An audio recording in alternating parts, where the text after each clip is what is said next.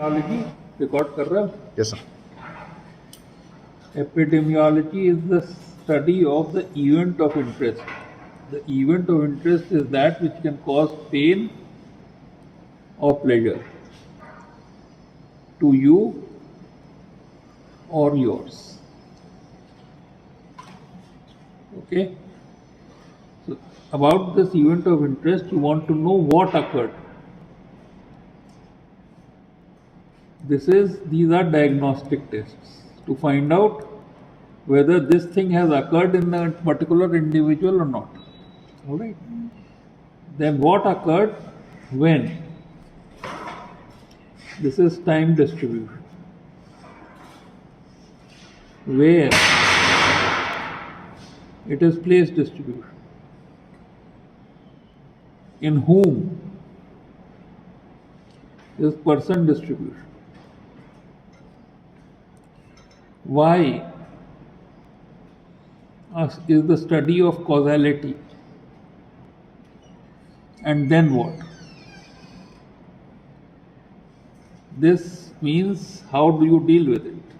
That is plan, policy, which is political, plan, converting to programs, and the research in this is program evaluation. Whether the goals that you set to start the program you achieved it or not, or how much you achieved, and what were the strengths, weaknesses, opportunities, and threats, and how to optimize the program. So that's what research is about, and in this talk we'll concentrate on when.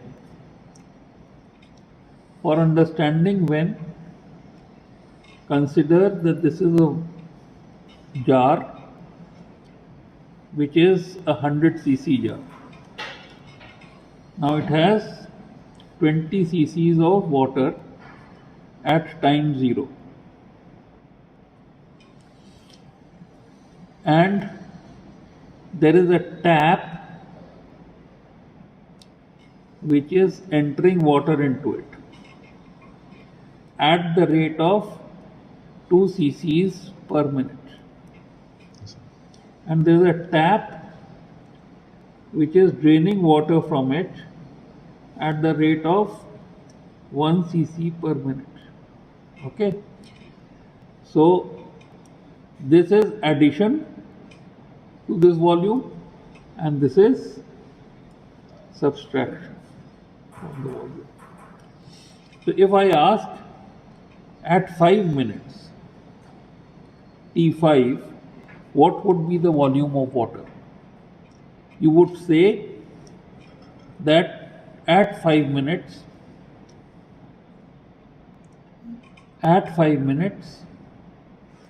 volume at 5 minutes will be equal to volume at 0 minutes.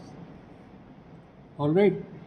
That means 20 cc's plus incidence rate 2 cc is addition minus subtraction rate multiplied by time of 5.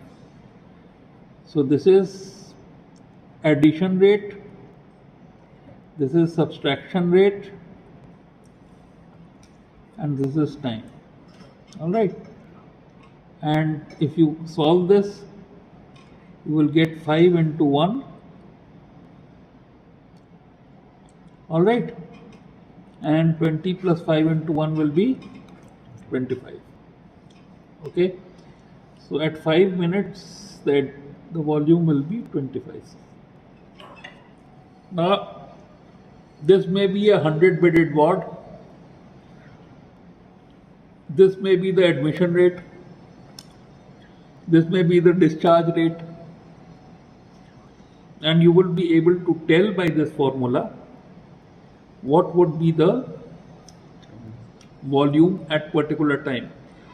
Or if you know the volume at particular time, if you know this volume and if you know this volume, you will be able to calculate the incidence rate minus uh, attrition rate. This is attrition rate. oh, prevalence at time t will be equal to prevalence at time 0 plus t into incidence rate minus attrition rate. This is the formula for calculating incidence rate, and this is the relation between prevalence and incidence and attrition. All right. So now we'll start to tell you how to draw a survival curve. You see, these are the number of cases, 100, and these are the time units. This is 1 year, this is 2 year, this is 3 year, this is 4 year, this is 5 year. Okay? So let us assume that in 1 year there were 100 cases, and when you measured at 1 year, you found that there were 90. So you will say for the rest of the time, this will naturally be falling like this. It will not fall suddenly. But since you have measured here, you have not noted these actual times when these numbers fell. If you would draw this curve, this is called as actuarial survival.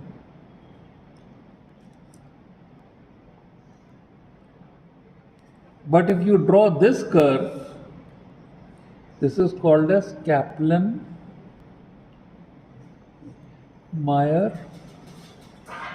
survival.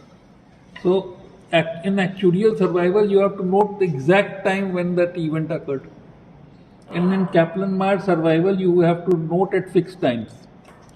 So supposing there were 90 cases at this. So what was the probability of dying in the first year? How many cases were there? 100.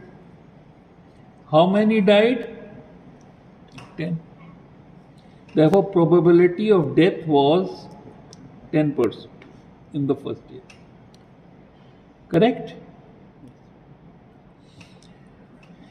Now, let us say at the third year, some of the patients, 5 patients, you were unable to follow up. So these 5 patients, you don't know the result. So they will be called as censored. So baseline, you have 85 patients. You have how many patients here? 85. 85. And supposing 5 died this time also, then the probability would be 5 upon 85. You follow? Because of the censoring, the denominator will go on decreasing. So this is called as censoring or censored. Then let us say only 50% were left at the end of 4th year. So this 4 years where only 50%, half the population was left, is called as median survival. And what you have? You have 4 years. Therefore, you have unit in the survival. Then let us say at the end of 5 years, 30 were left. All right. So you say that the 5-year survival is 30%. 30 out of 100 were left. So this curve is called as survival curve. And since you have measured at fixed units of time, this is the Kaplan-Meier survival curve. Did you get it? Yes, sir. And you understand the difference between why these two are not equal. because this is actuarial survival. This is not a straight line. The straight line is assumed. Actually, this has decreased like this. So you understand the difference between actuarial survival and Kaplan-Meier survival. Now let us see how you see the difference between two curves.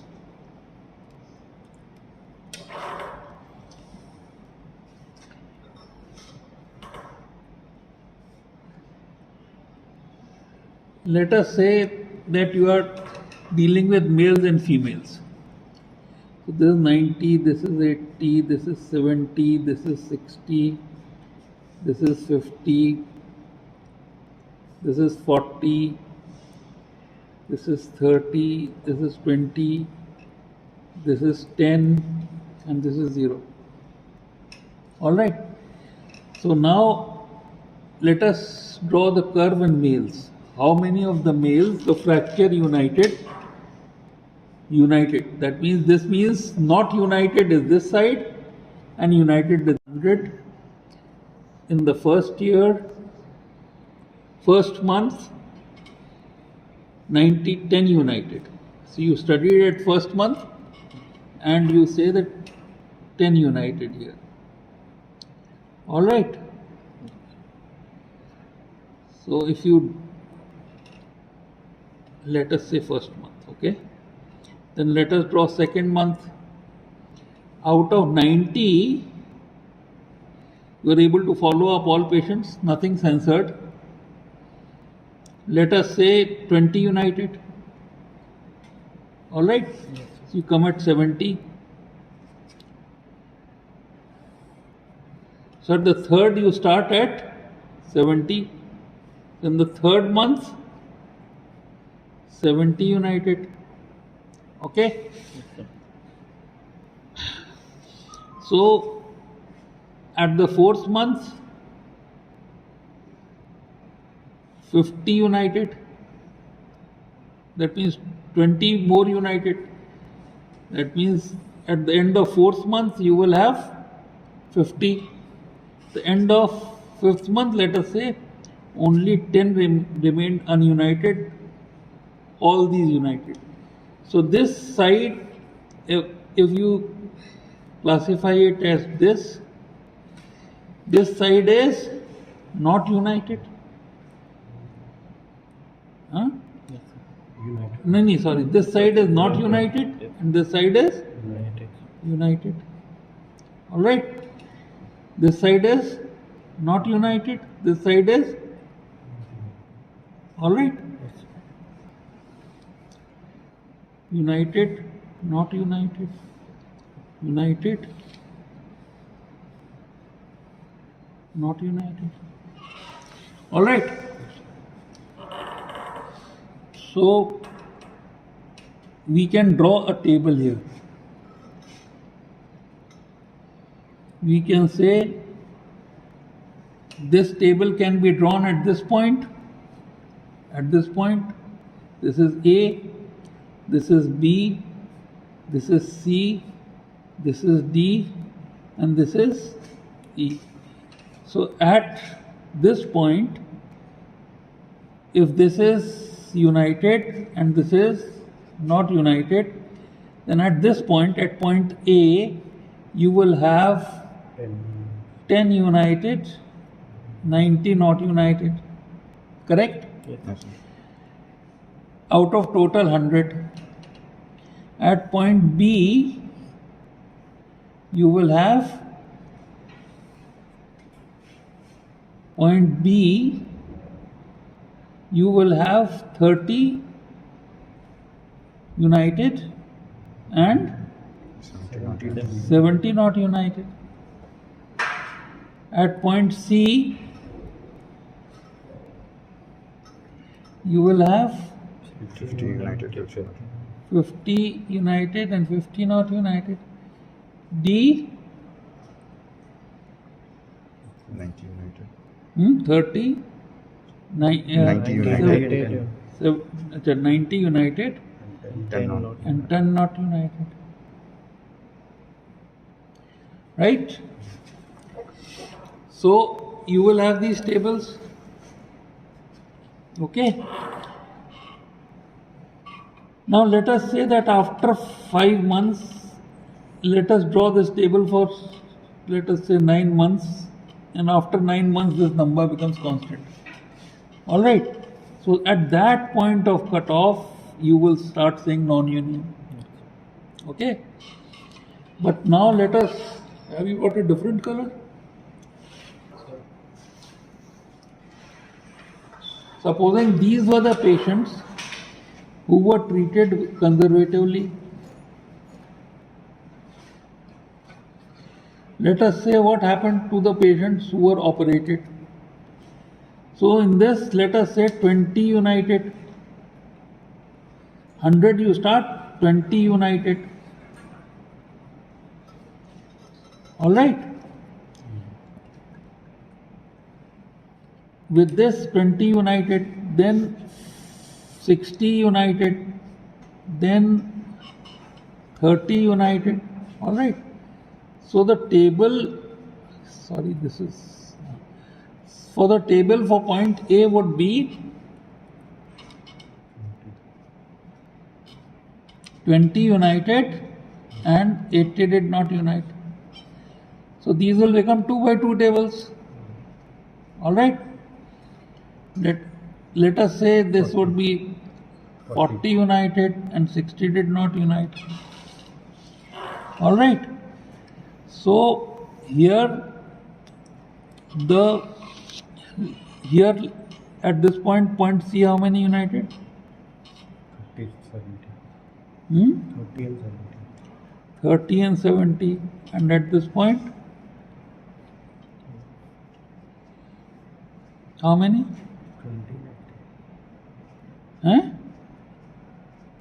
80 and 20. हाँ? ये 30 70 कैसे हो गया यार? 70. ये 40 से बढ़ेगा ना number? 70 and 70 and 30. Okay?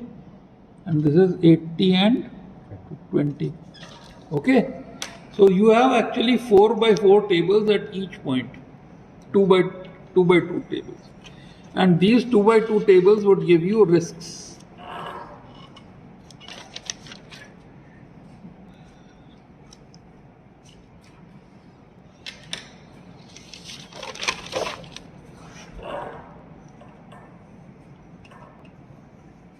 These are the 2 by 2 tables.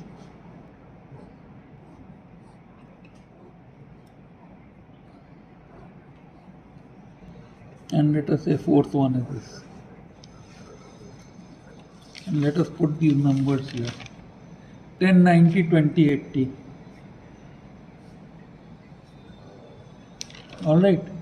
Then we put 30, 70, 40, 60. Then we put 50, 50, 70, 30.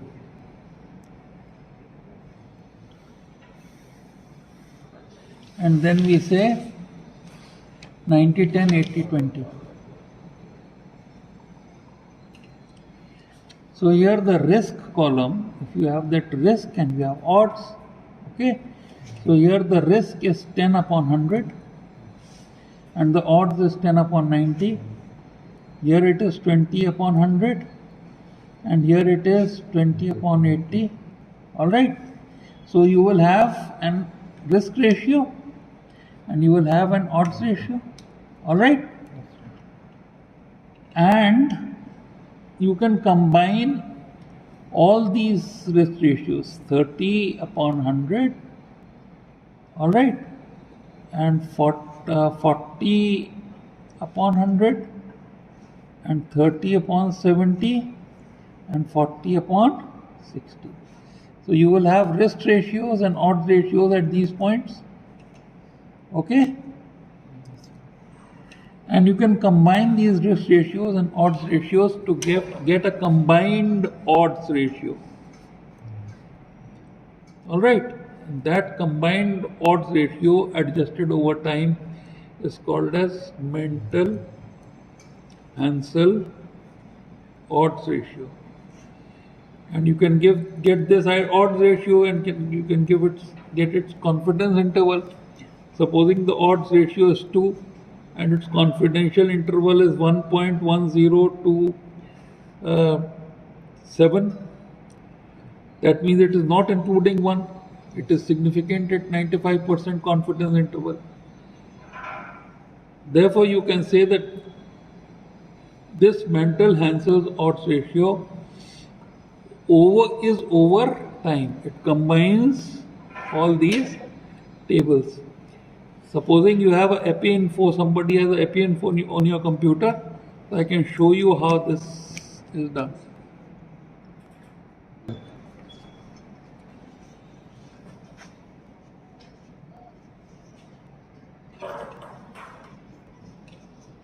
Now this is strata 1. Tell me the numbers here. 1090, alright? 1090, 28. 1090, 2080. 20. Correct? Then we move on to strata 2. 30, 70, 40, 60. 30, 70, 40, 60. 40, 60. This is strata 2. Okay? Strata 3, 50, 50. 50, 50, 70, 30. 70, 20, 30, 30. 70, 30. Strata 4, 90, 10. 90, 10, 80, 20. 80, 20. Right? And let us say done. And it's giving you mental Hansel odds ratio, is it? All right? Yes, sir. So it has combined summary. It has given you the crude odds ratios, all right? Crude relative risks. Fisher exact.